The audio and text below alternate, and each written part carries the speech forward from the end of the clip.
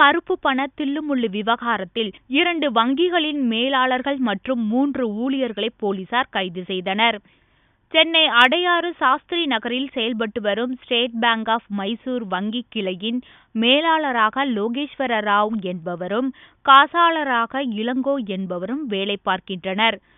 இவர்கள் கருப்பு பணம் அதிக அளவில் பதுக்கி வைத்திருந்த வங்கி வாடிக்கையாளர்களிடம் கமிஷன் அடிப்படையில் அவற்றை மாற்றி தருவதாக வலைவீசியுள்ளனர். செல்லாது என்று அறிவிக்கப்பட்ட 500 மற்றும் 1000 ரூபாய்கள் கொண்ட 25 லட்சம் ரூபாய் பணத்தை மாற்றித் தருவதற்கு ஒருவரிடம் பேரம் பேசியுள்ளனர். கமிஷன் போக மீத தொகையை கருப்பு பண ஆசாமியிடம் கொடுத்துவிட்டு செல்லாத ரூபாய் நோட்டுகளை வாங்கிக் கொண்டு காசாளர் இளங்கோ காரில் வந்துள்ளார்.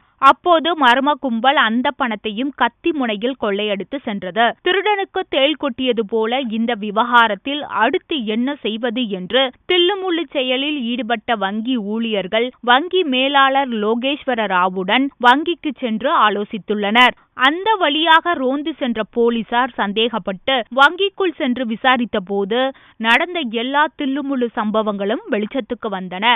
கருப்பு பணத்தை மாற்றும் மோசடி விவகாரம் தொடர்பாக ஸ்டேட் பேங்க் ஆஃப் மைசூர் வங்கி மேலாளர் லோகேஸ்வர ராவ், காசாளர் இளங்கோ, கார் டிரைவர் சக்திவேல், ஊழியர் மணிகண்டன் மற்றும் ஆக்சிஸ் வங்கி மேலாளர் முகேஷ் ஆகிய 5 பேரை போலீசார் கைது செய்தனர். பதுக்கல் கருப்பு பணத்தை வெளிக்கொண்டு வர மத்திய அரசு அதிரடி நடவடிக்கை எடுத்துள்ள நிலையில் கருப்பு பணத்தை பதுக்குபவர்களுக்கு வங்கி அதிகாரிகளை துணை போவதும் கருப்பு பண பரிமாற்றத்தில் ஈடுபடுவதும் வெளிச்சத்துக்கு வந்துள்ளதால் இது கடும் அதிர்ச்சியை ஏற்படுத்தியுள்ளது.